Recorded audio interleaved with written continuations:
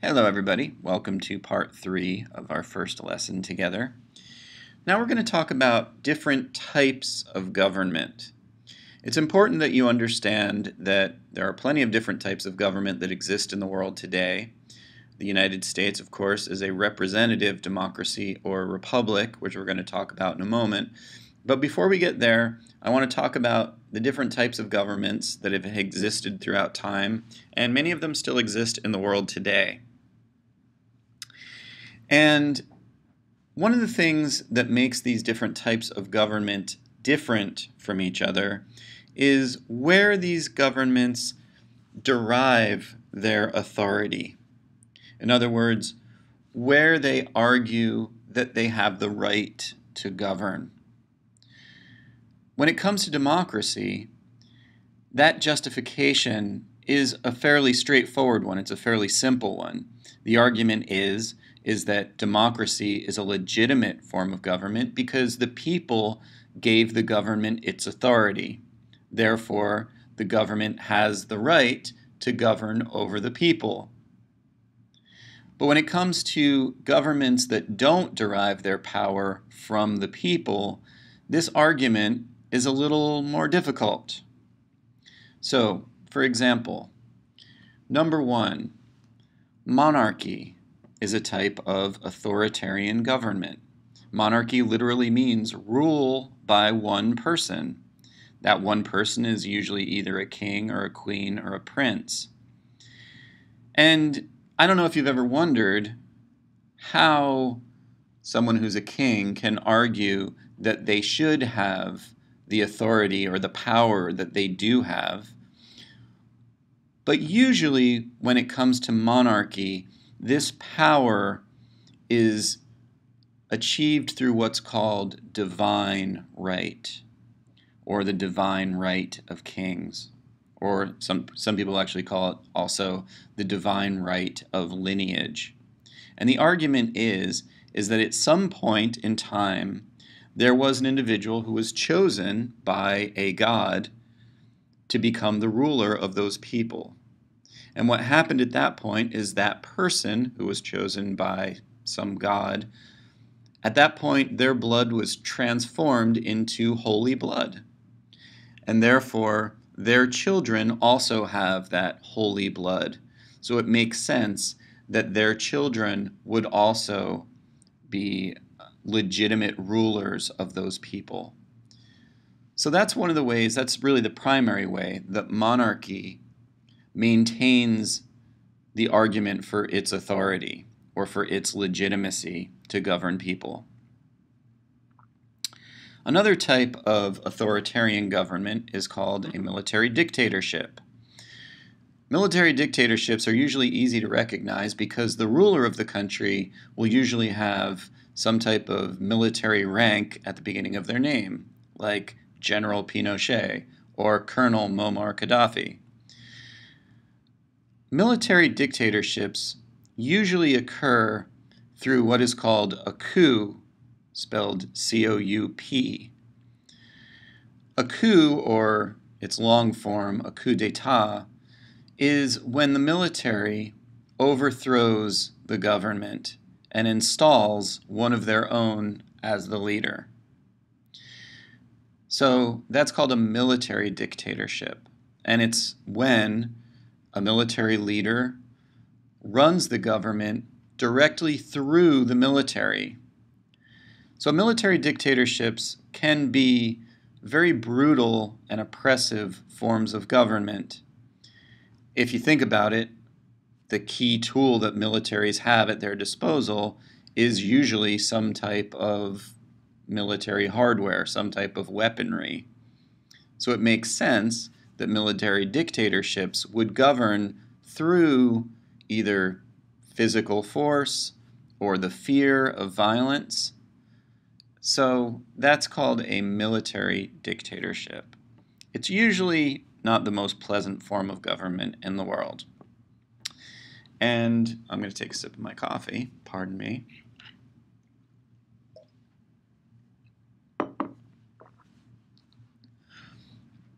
The third form of government that we're going to talk about, which is an authoritarian government, is called a fascist dictatorship. Fascism is a very frightening form of government. Fascism is based on the idea that there needs to be an individual to set things right. In other words, a society spins out of control. People become filled with fear. And if you think about the decisions that you've made in your life, I doubt that the best decisions that you've made have been made out of fear. Generally speaking, we make irrational decisions when we're filled with fear. And when an entire society is filled with fear for some reason or another, they tend to make really problematic political decisions. So this famously happened, for example, in Germany after the First World War leading up to the Second World War. What happened was, at the end of the First World War, there was a treaty that ended that war called the Treaty of Versailles, spelled Versailles, fancy French word. You can Google it if you like. I'm not going to go into much detail about it here, but I will say that one of the conditions of the Treaty of Versailles was that Germany, because it lost the war, and because many people argued that Germany was the instigator of that war, we're talking about the First World War now, Germany, when it lost that war, was forced to pay reparations to France and to England. And the amount of money that it was forced to pay in reparations was extremely high. It was much more than Germany could afford. Because after the war, well, first of all, during that war, there had been millions of people who were killed, and many of whom were German. So there wasn't really a workforce to generate a lot of economic activity, so there wasn't going to be a lot of money. And also, the different industries were in pretty poor shape in Germany and in other countries in Europe. But France insisted that Germany should have to pay a lot of money for damages caused to it by the First World War. So, what Germany did, because it couldn't afford to just pay the money that France was arguing that it needed to, what Germany started doing is it just started printing more and more money in order to pay its debts. Those of you who have had economics classes understand what comes next, and even those of you who have had history classes might have heard this story before. But what happens when you print too much money is that money starts to lose value. And when we have our class in the future about economic policy, we're going to go more into why this is. But for now, just understand that if a government prints too much money, that money starts to lose value. And Germany just kept printing more and more and more money, and that money basically lost all of its value. This was a condition called hyperinflation. And that led to a collapse of Germany's economy. So, the people, anytime an economy collapses, rightfully so, become filled with a lot of fear and really massive levels of social panic. And they did what people do when they're frightened, and that is they make bad decisions. So the people of Germany essentially elected a government that said that they were going to put things right. They were going to set things straight for the German people. And after electing this government, a couple of moves were made basically to install Adolf Hitler as the leader of the country. And we all know how poorly that turned out. So fascism essentially comes about when you have a lot of panic in a society and the people elect a fascist government, and that government tends to install a single person as the #1 leader for that country. The next type of dictatorship that we're going to discuss is called a communist dictatorship. This is an interesting type of government because communism itself is based on the idea that you're going to have a government that is based purely on equality. So if you have a government that's based purely on equality, you would wonder, well, then why would there be one person who's at the top? In other words, why would there be one person who is unequal to everybody else? And the reason that this is, or I should say the way that this is, that this authority is seen as legitimate, is that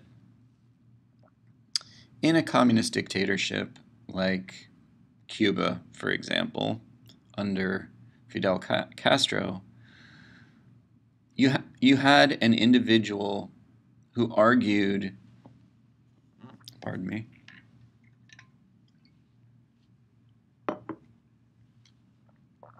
you had an individual who argued that there needs to be one person who oversees communism and makes sure that the country doesn't fall to external pressures.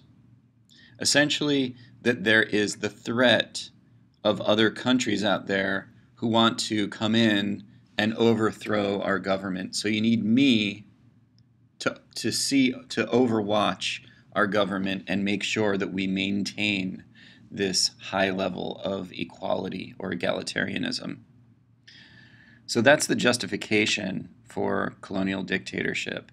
The argument ultimately is that once communism spreads throughout the world and all countries become communist, then there's no longer a need for that one leader, and that leader can step down and the people can equally rule the government.